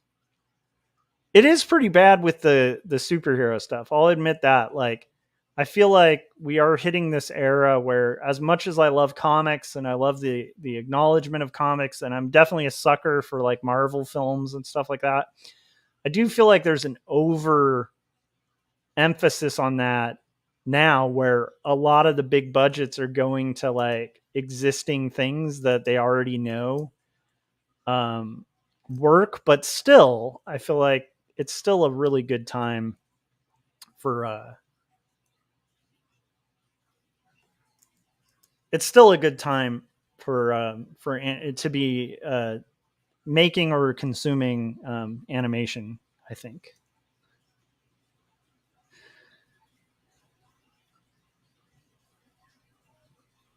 Yeah, Christopher said less expensive availability of technology or materials and freedom without having to go to studios is definitely liberating.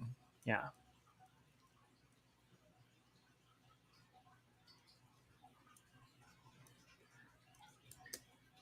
Because yeah, I'm not going to pretend that studios are doing any better than they were.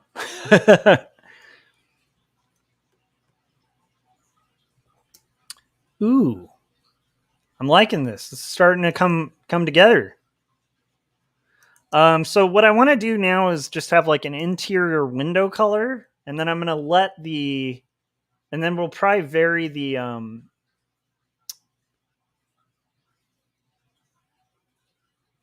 I'll probably vary the yellows in the background. But for now, what we're going to do is I'm going to go in and I'm going to make selections within to just kind of get these windows filled in everywhere.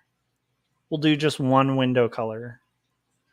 Then we'll go back to that red and start, or the yellow, and start putting some differentiations of tone. But I think for a flat shape, that this is kind of working, and I think a lot of the shading is going to do a lot of the work in that background. And then when we color hold it, I think this sky is going to look pretty rad. And I'm considering color holding the buildings as well,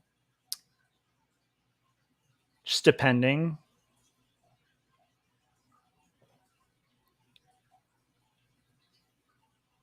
But we're getting there, guys. We're getting there.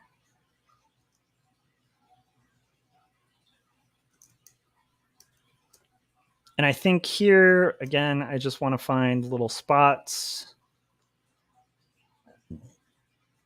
And we're going to differentiate.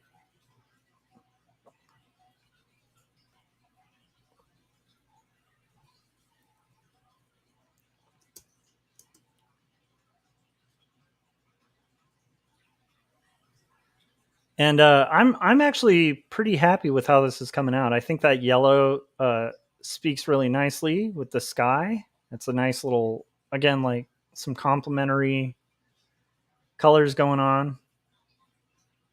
There's a couple little specific details I'm going to want to come in and add with that yellow. But we're getting closer, guys. And it doesn't have to have like every detail kind of illuminated. But we are getting much closer. So we're just picking all the windows and areas that I want to differentiate.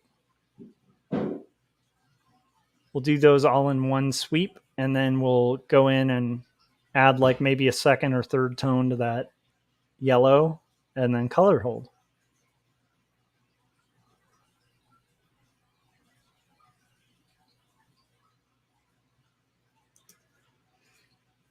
Okay.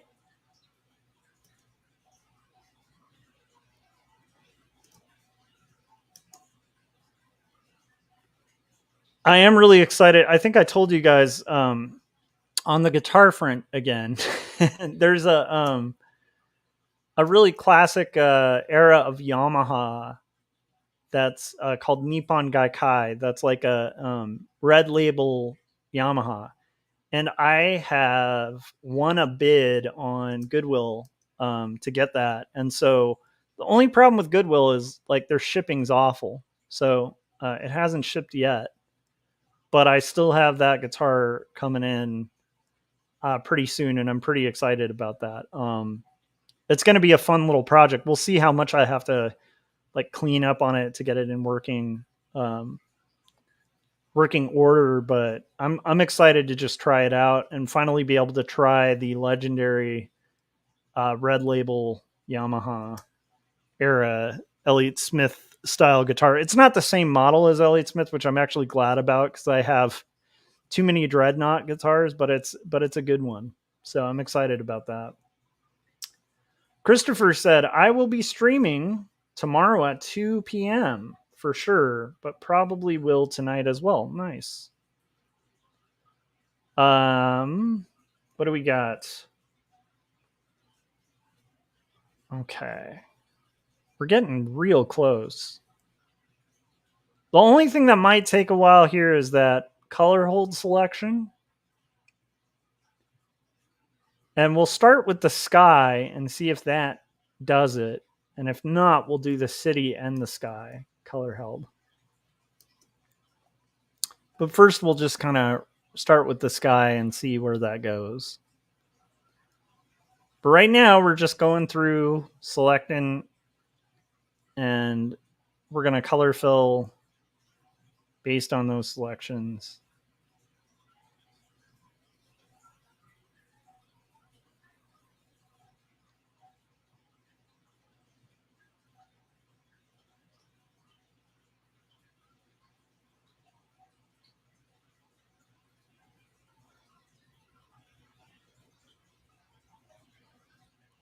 So my really nice, like I have a decent Fender amp, but it's over at my friend's house where we, the guy I'm in a band with. So what I use when I'm just at home, like I literally just use this little like $20. Here, I'll show you a $20 Dan Electro Honeytone. I love this thing. It's the cheapest little amp in the world, but it's super convenient and it's just like for noodling, because it's not like I'm recording. And when I record electric nowadays, I pretty much just do it direct in. So, with like an emulator or whatever. I know that's like to a lot of guitar people, it's like, how dare you? You need the actual tone of the amp, but it's like, no, I like it. But anytime I want to plug in an electric at home, I'll just use that while my other amp is away. Oh no, we missed this whole section. Okay. I just got to do this and then we'll be good for the other colors. And then we'll do just a slight variety of the yellow.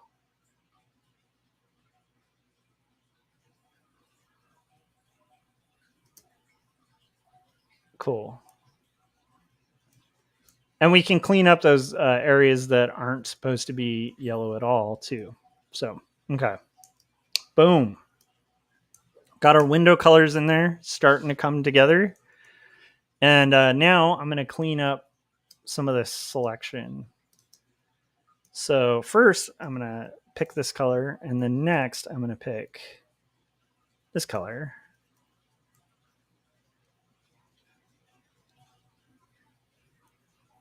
And I like the idea of this.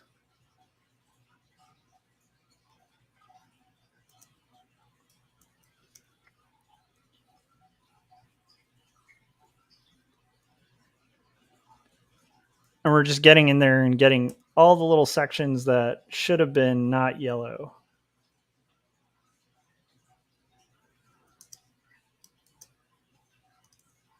So then, like this little section,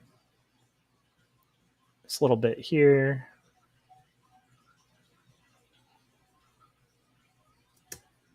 this little punchy bit here, punchy bits. Punchy bits is that sounds like a 1980s like cereal,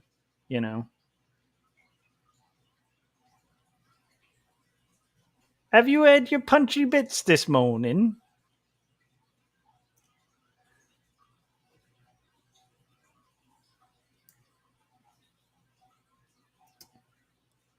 So I'm really excited to see what happens in the next year, like what everybody's working on. Paul, like how far are you away from like done with the next Detective Perez? Because it seems like you've been just like a machine, like cranking those pages out. I can't imagine it being too long until you finish Autotropolis or whatever.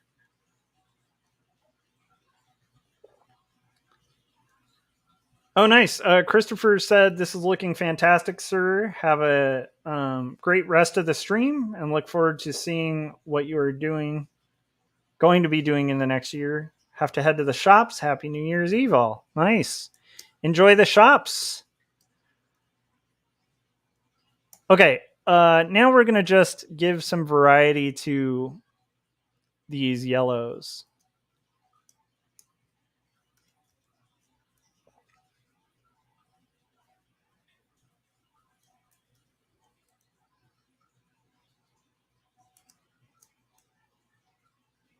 So this is where I'm going to start doing some mild differences. So there's a little variety in those yellows. Doesn't have to be a lot, but it will be good to have just a little bit of differentiation.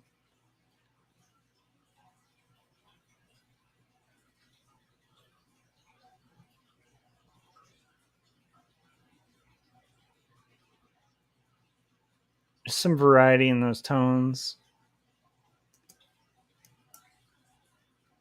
And it doesn't even need to be like perfectly logical where these tone variations are going, because your brain will just kind of fill in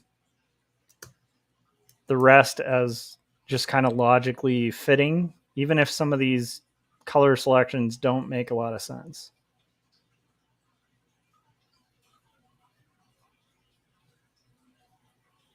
It'll just give it a sense of depth to have some tonal shifts. In theory, right? It could all fall apart. Who knows? So there's one, and we'll just go edit fill.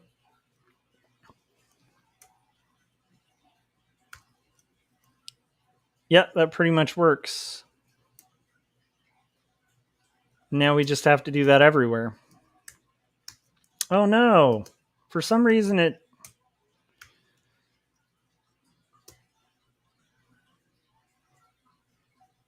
Okay. There is kind of a weird thing going on there that we'll fix in a second, that I'm not particularly fond of.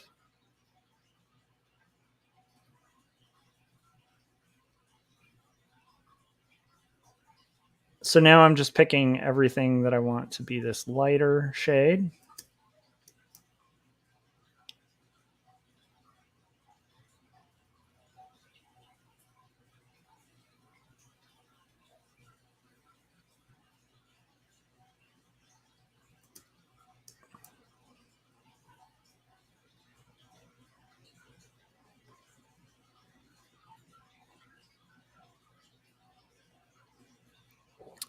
And we're getting there. We're getting very close to done, which is pretty exciting. Paul said he's going to finish the next Detective Perez in March, which is really cool. That's not too far away. I'm really excited. I can't wait, because I've really enjoyed those Detective Perez books. You guys should check them out if you haven't yet. I've sung the praises of those many a time on here, but for a reason, they're really entertaining. If you're into, mysteries and a little bit of, hard-boiled detective kind of stuff, mixed with sometimes a little bit of science fiction and fantasy, it's incredible stuff. They're great books. And I enjoy them because I like Poirot, and I like The Wire, and I feel like there's a lot of it's got a little bit of The Wire. It's got a little bit of like old hard-boiled detective stories. Some of them have a little bit of high fantasy. Yeah, it's a good series.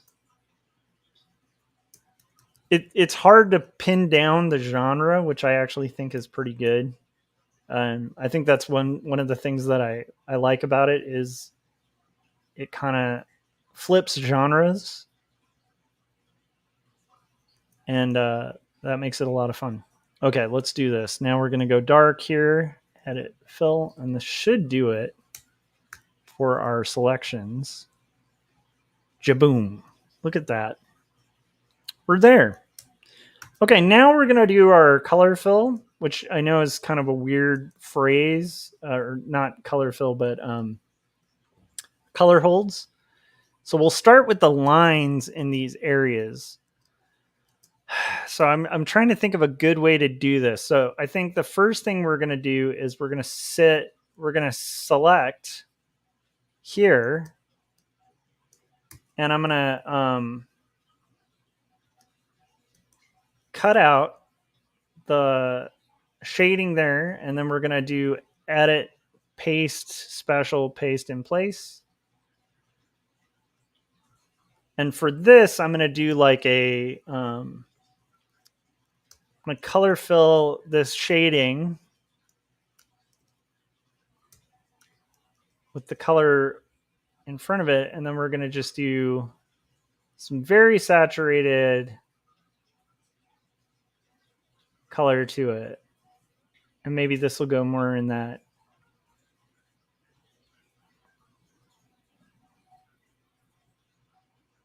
kind of cream type area. So that's the first part. Is that too much yellow? I think that is too much yellow. We need to make it a little more. Maybe we even do like a purpley tone. Actually, I like that a lot. Okay. So we're getting there.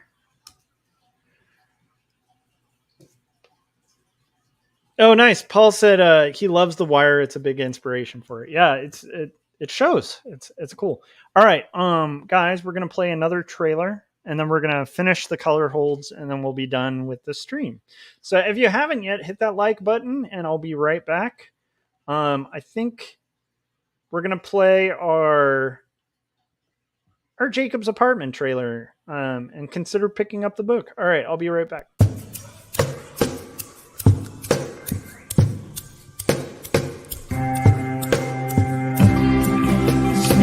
Clearly it seems that only in dreams can we these things we've seen and walk around breathing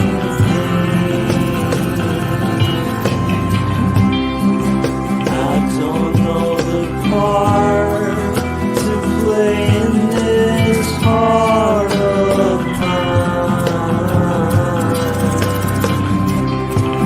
There's dissonant things, they split at the seams.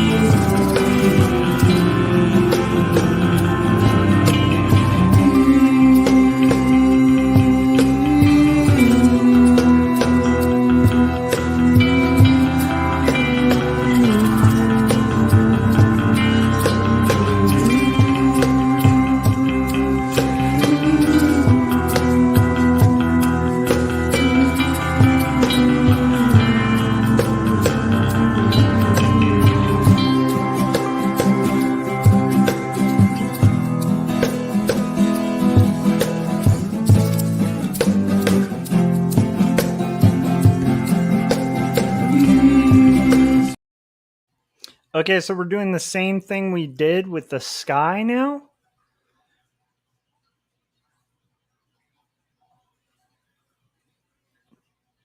And I think here we're going to do possibly a darker shade. So, but it's going to make that foreground really pop to have the sky. And then we'll color hold the lines as well, which is going to be kind of a headache, but it shouldn't take too long. And I think we're going to make this a little bluish.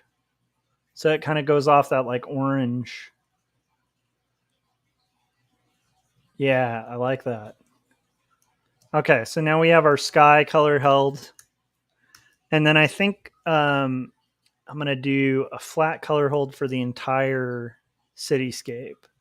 So this is going to be interesting. We have to do like color selections of everything that we just filled.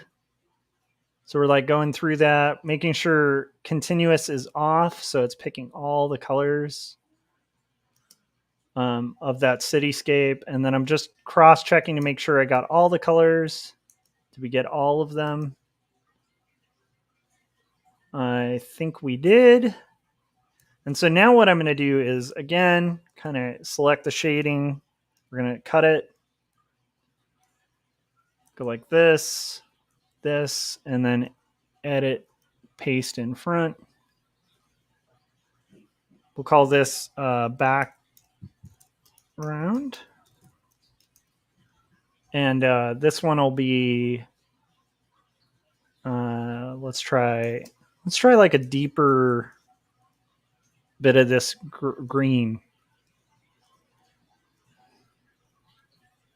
And that's just going to seed it back quite a bit.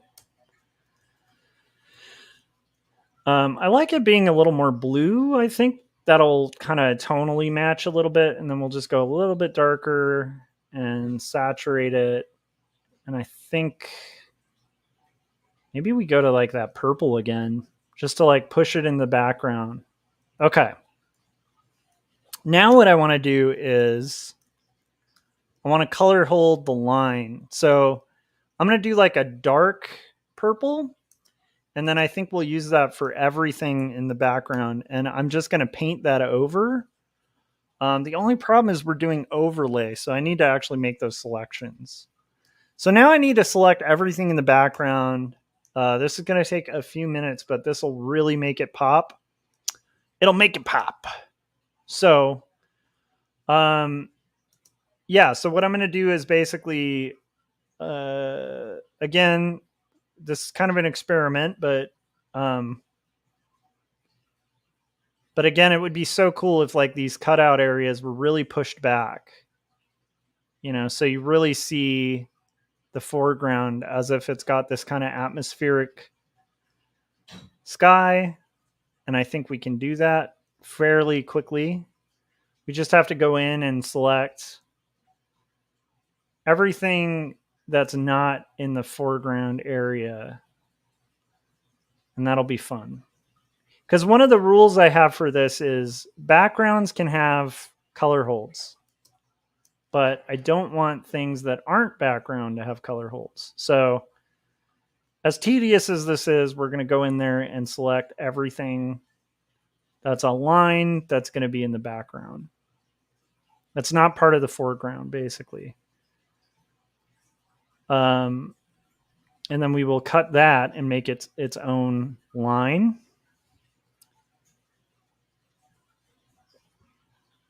Now, if this were just like flat ink and it weren't done in the style it is done in, color holds would go incredibly quicker. Like if this were done in the style of like Jacob's apartment. But because of the way that I'm executing this, I have the lines kind of multiplied as well over the color. So it'll make it like a richer black.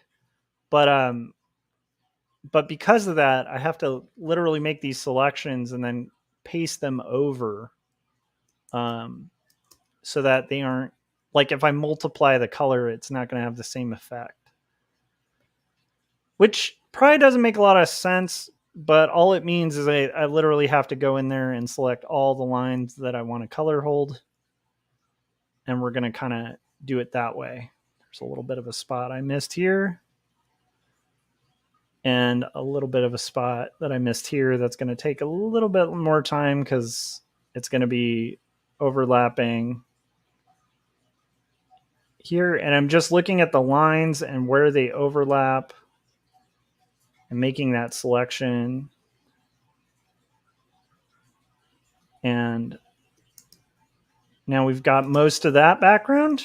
The nice thing is the second panel, I don't have to do this on. This first panel, again, we're going to make those selections. Get all of the area that's like not on the patio, everything in the vista behind it.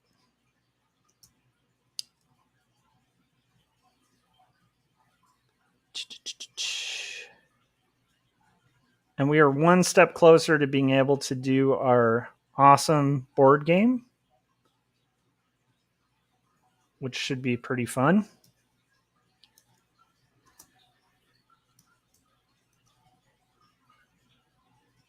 Just selecting these, everything that's in the background is what we're doing right now with the selection tool. Fun, fun, fun. This is why I think colorists, like good colorists for comics, man, deserve some credit. Because it's quite a lot of work to color a comic page.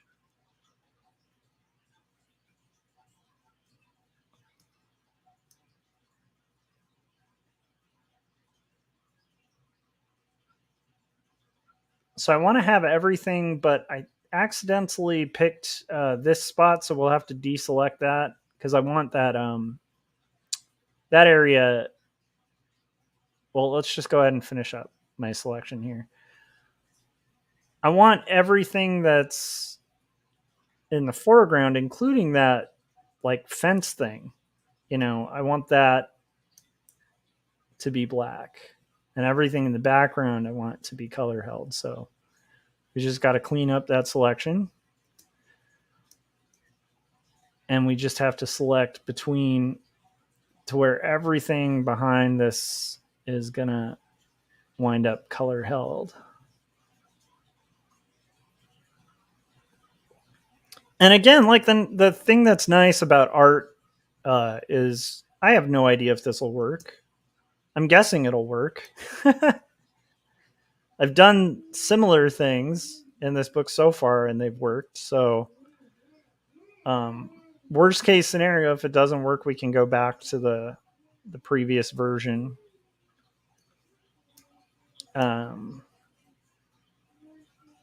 Best case scenario, it works great, you know? So we'll find out. I think it's going to look awesome. That's my theory on it. Is I think this will look rad. All right. But again, you never know with these things, you know? So we're 2 hours into the stream, which is pretty cool. We're very close to wrapping up.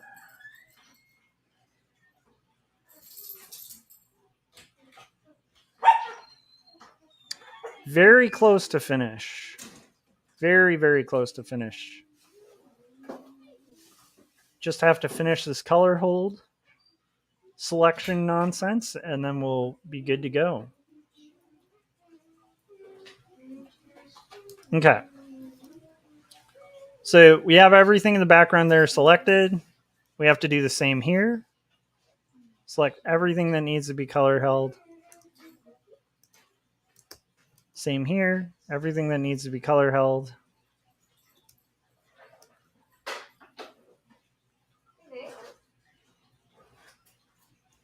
Whoa. Jumped down a little bit too much. Dad might join us. He's already selected his character. Great. I did select my character. Look at that. That's for our game. You see that? Pretty cool. All right. So I'd say probably another 15 minutes, and then I'm done, which is pretty exciting. So again, we're just selecting everything that's going to be in the background. I'm using the polygonal lasso.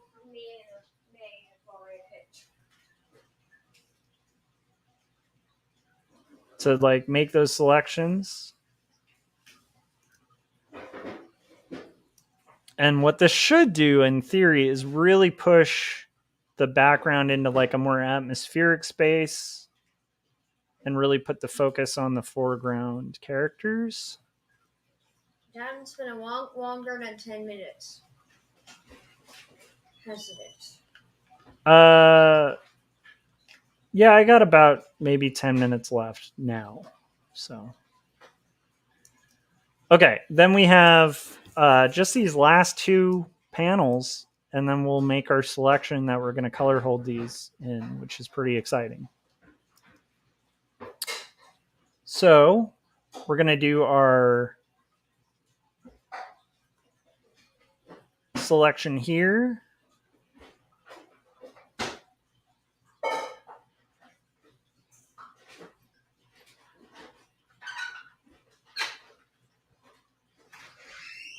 Our selection here.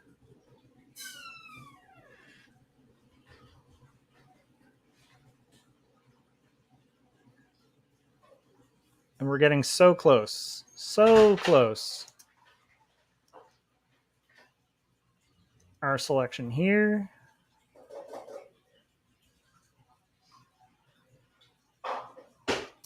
Our selection here.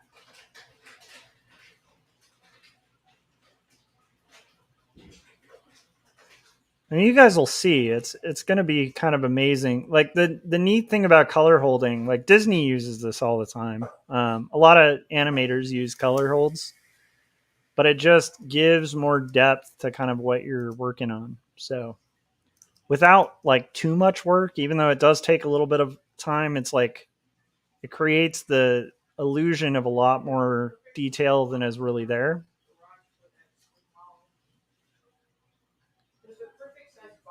By the way, I should show you guys. We got a copy of that Hattie Goes Golfing book that my wife and I worked on. I'll try to show it on the next stream because I don't think I'm going to have time to do it today.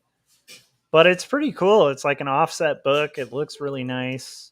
My wife did a beautiful job drawing it, and I did all the lines and colors for it, and I think it came out pretty good. We kind of set out with the purpose of making it look a bit like an old golden book. I think we achieved pretty good for like something we had maybe 4 days to color. And that was a crazy project. But yeah, the book came out really nice.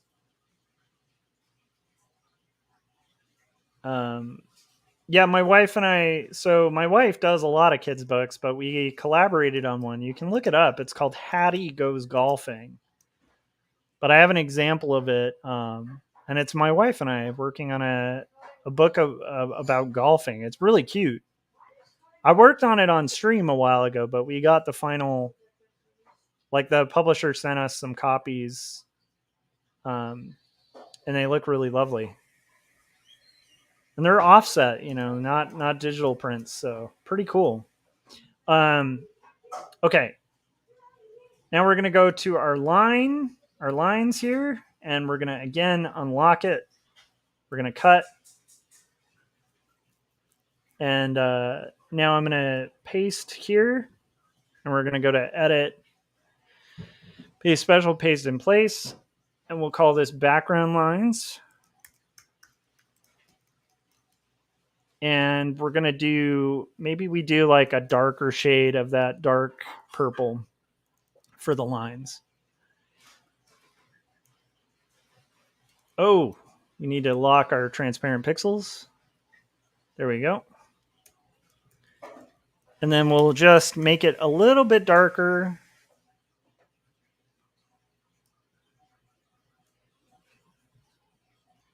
Make the lines just a little bit darker, make the saturation be a little bit darker. And I think that's going to do it. So there we go. Now we push that background back, right? And I think that works pretty well. So that's going to do it for this page. I appreciate you guys who have all been watching this. And if you haven't yet, hit subscribe, hit the bell so you get notifications when we're about to go live. I'll be working on another page again soon. And Happy New Year if I don't see you guys before the ball drops. I appreciate each and every one of you guys. And it's been a fun year, and I'm looking forward to a great new year. I hope you guys have a fun one with your families, and you start the year right by doing comics. So, or working on your art projects. All right. I will see you guys on the next live stream. Thanks again. You guys are the best. Have a good New Year's. Bye.